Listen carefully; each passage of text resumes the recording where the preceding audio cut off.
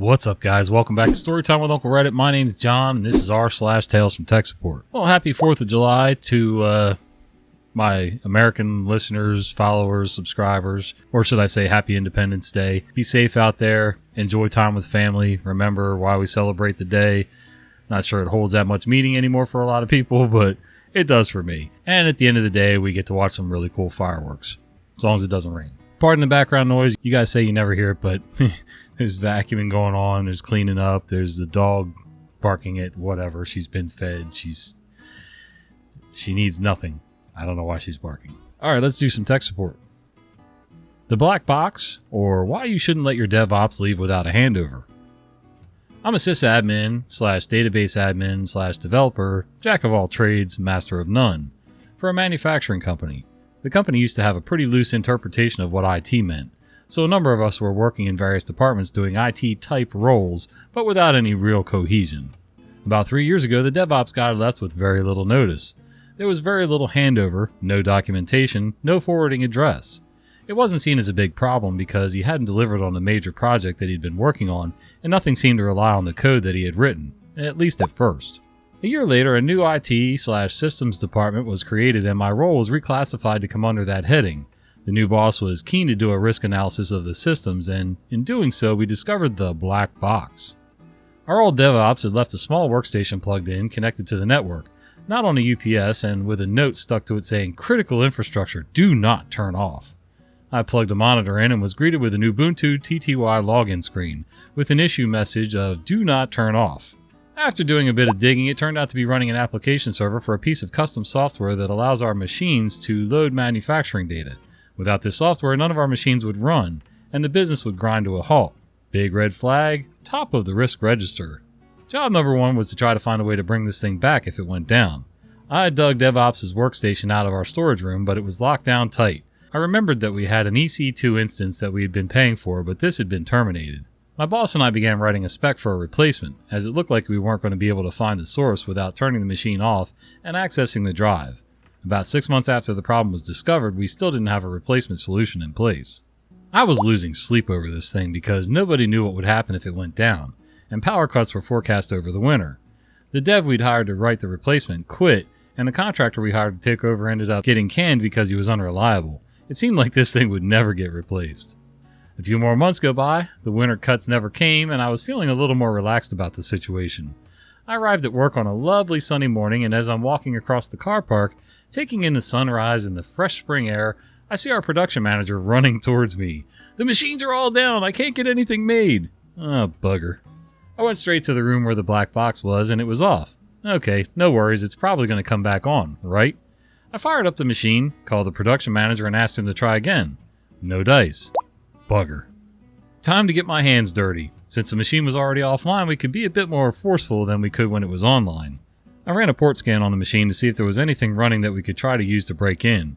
GitLab and Zabbix were installed, a good starting point. Even better, the machine had been firewalled from the internet, so no updates had been installed. After an hour or so of Googling, I managed to find a couple of exploits that could get me to the point where I could change the root password. Accessing the thing was only half the battle. Getting it up and running was the priority. I took my laptop over to the machine and tried to process jobs while watching the logs. It took a while to spot the problem, but eventually I noticed that it was trying to access a mount point that wasn't connected to anything. The system had been configured to start the Docker containers on boot, but the network share that they needed to access wasn't set up to mount on boot in fstab. One little omission by DevOps in its configuration prevented the system from being able to work after a reboot. I set up an AD account for the machine, gave the account access to the relevant share, and then configured fstab to connect on boot. Back in business. By 11:30, the plant was back up and running, and by the end of the day, I had migrated the application to our new server and repointed all of the machines to the new instance. The black box was switched off and put in the junk pile ready for recycling. Sorted. A couple weeks go by and I'm having a rare quiet day. I figured it was a good time to dive into the junk pile and wipe the drives. I took one of the junior techs down to the junk room and explained the process. He had never done it before, so I offered to walk him through the first one. On the top of the junk pile was the black box. Why not start with that? I plug it in, plug in the Secure Erase USB, and hit the power button. Nothing. Check the cable and outlet, both are fine. Change the cable, still nothing. Check the standby voltage on the PSU, any excuse to use the fluke multimeter we expensed. Nothing.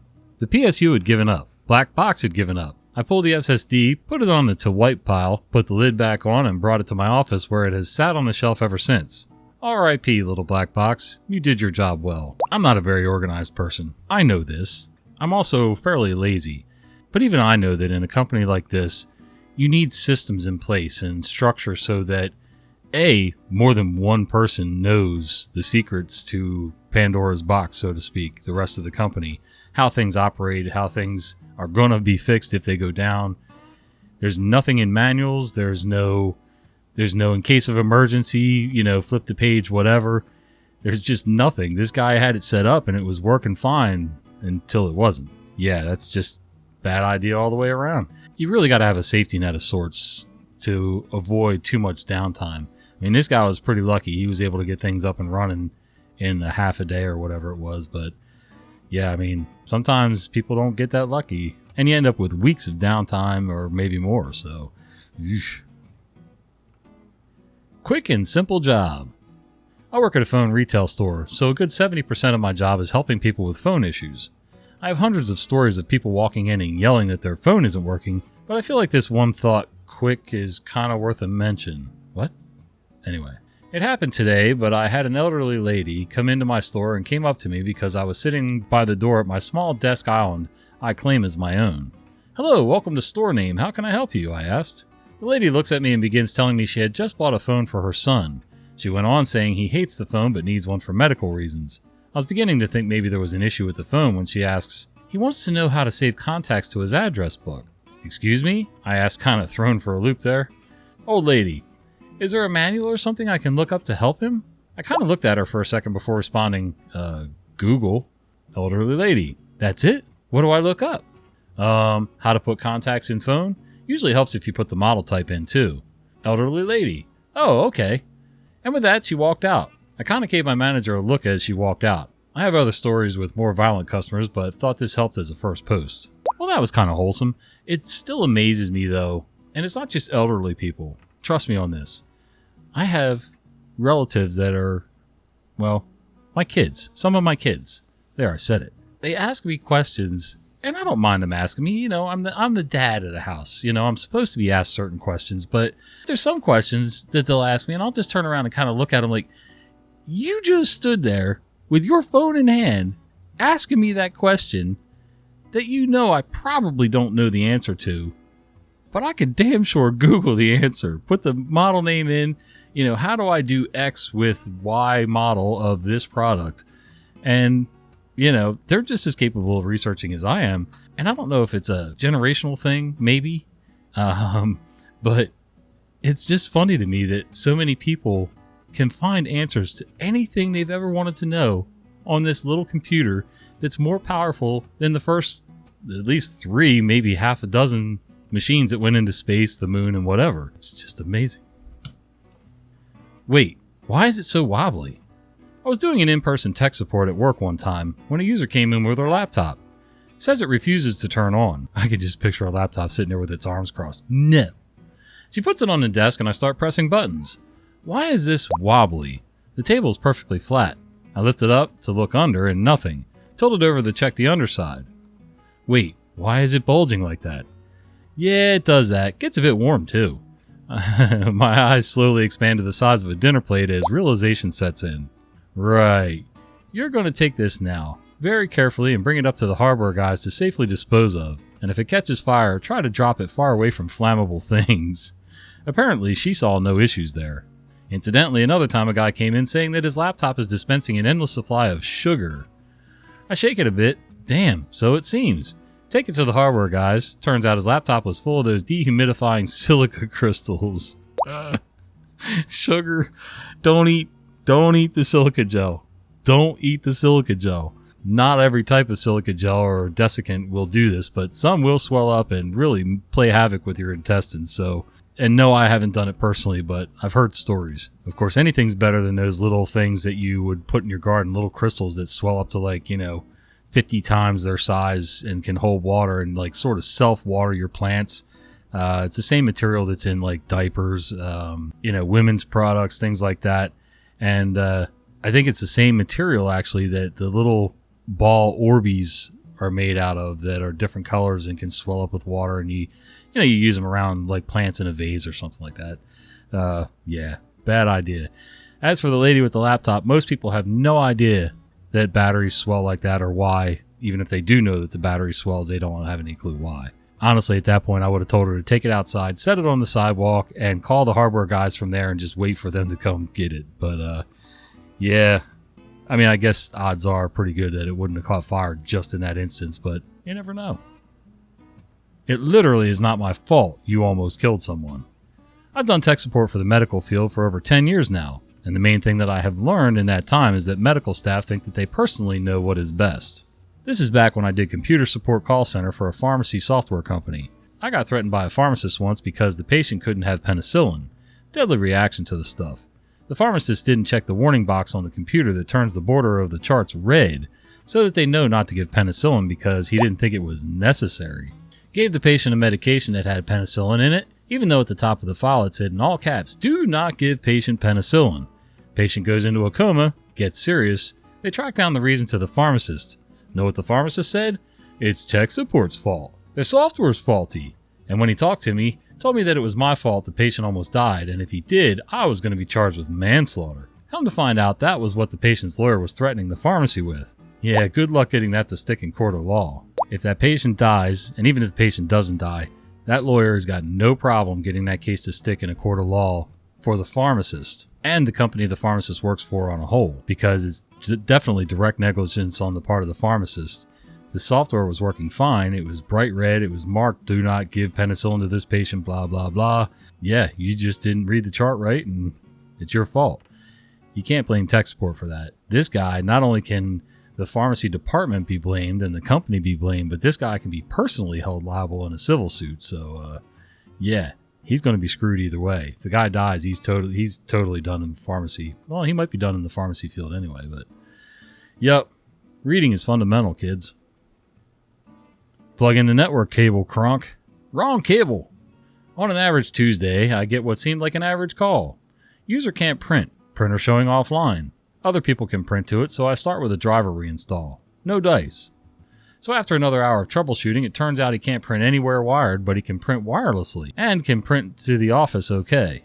My fellow level 1 and level 2 techs are beyond stumped, so we decide to punt the ticket over to our network team. Not even 5 minutes later, a network tech walks over asking me if I tried the other network cable at the user's desk. After about 10 seconds of me looking at him, like how a cow stares at an oncoming train, he said offices that are recently absorbed into our company may still have a network connection for their old company. Why do we even have this cable? Turns out it's because this office was only recently acquired and they still needed to have the old connection available to access old resources that hadn't been migrated or won't be being migrated. I called the very patient, bless him, user back, and lo and behold, there was a second cable there. Swapped the cables and voila, printing perfectly. Apparently the vendor who did the cabling setup plugged in the wrong cable, and given the quality of the cabling job they did, I'm shocked this was the only problem they had. It all made sense in the end, but boy was it a pain getting there. And my pain has kept at least one of my coworkers from going through this, as we had a near identical situation in another office a few weeks later. Yeah, I have no idea how any of the logistics for that work when one company's absorbed or purchased by another company, and they want to set up a whole new network because they don't want to rely on the old system or whatever, or they want to migrate the old system into the new system. But there's got to be a better way than having cables that are sitting right next to each other or different ports or whatever, and that would confuse the hell out of everything. So you telling me if you need to get back to old resources, you got to get under your desk and, swap cables, and I don't know. There's got to be a better way to do that, but I wouldn't even know where to start. So you guys probably know better than me. Requiem for an R710. A while back, I worked a summer for my college professor who also owned a cybersecurity company. It was a good gig. I got experience and he got cheap seasonal labor to answer phones and crunch tickets. Win-win. One of my jobs was processing hardware. He was pulling in tons of hardware for contracts or expansion or other stuff. I would get a ticket, match ticket to hardware, take hardware from point to point, and install or uninstall it. From there, admins used iDRAX, I'm assuming that's how it's said, to set it up, or whatever the Cisco, HP, Supermicro, Alphabet Soup is. It was a fairly smooth system. One day I start my tickets with a load of R710s. These things were both dirty and pretty beat up. Most worked, but the top one had an error and wouldn't respond on iDRAC. I pull it, and the motherboard is fried, like completely cooked. I submit my ticket and move on. It's just another server to me, after all. About 3 hours later, I get a visit from the CEO or professor himself. He asks some very particular questions about the R710 that had died. And then when he double checks my analysis, he agrees it's dead and not worth replacing. He pulls the drives and does the backups himself, then submits the decommissioning ticket for Monday. Monday rolls around and I walk in to find the office full of business professional dressed people I hadn't seen before. These people are all business partners and former employees, and there's even some contract holders in the mix. Most of the employees are there pre-COVID, and I'm a bit concerned. I missed an email or memo or something. Normally a server decommissioning takes a few minutes and there's no fuss or fanfare. Not today. As I wheel my cart with the dead R710 out into the hallway, the MFer plays the bagpipe rendition of Amazing Grace over the PA system, and all these business people line the halls looking both sad and like they're trying to hold in laughter. Before I load the server onto my desk, this wonderfully strange CEO steps up and goes into a full-on eulogy. Gone before its end-of-life date, a truly kind and gentle processor, and both empathetic and extremely expandable were the highlights I remember, since there I was with a dead server and 20 people all standing around me in a room slightly bigger than my dorm. What I didn't know was that this was the origin. This was the first server his company bought, the first one to serve clients, the one the entire company ran on for years. Its name was Winslow, and it had gone with the CEO to demonstrate his services and win for his first multi-million-dollar contract. After this, we were treated to a free-to-us company sushi lunch, and then I got a special order to mount the server on the wall instead of throwing it away. As far as I know, it's still there. I've had a lot of equipment die over the years, whether I worked for somebody else or it was for me personally. And, while I might have felt a slight tinge of guilt when throwing something into the scrap heap or the recycle heap or whatever, I don't think I ever thought about having services for it. But I could sort of see, doing some symbolic ceremonial thing. Maybe. I mean, it's kind of funny. A little weird, but funny. Calculator calling. I worked as head of IT in a municipal office, and part of my job description was help desk things. Well, one day a kindergarten called and let me know their smartphones don't work. Not willing to elaborate any further, I thought, well, guess I gotta drive there and see what's up myself. For context, they had a landline phone for the past few decades, and only recently transitioned to smartphones with VoIP so that they don't have to leave the children to take calls. I get there and the older, about 50-ish lady explained to me that she receives calls and texts but can't call herself. I try everything out and it works like a charm. So I ask her to show me what she's doing when she wants to call someone. Well, I open the number app and type in the number. She proceeds to open the calculator and type in the telephone number. Then I put the phone to my ear but nothing happens. I calmly explain that this is indeed not a landline phone and she needs to use the phone app. Although I can understand the confusion, smartphones have been around since the lady was 30-ish. Well, 20 minutes drive there and back for nothing, I guess. Oh my God. Can you imagine opening up the calculator app on your phone or PC or whatever and typing in a phone number?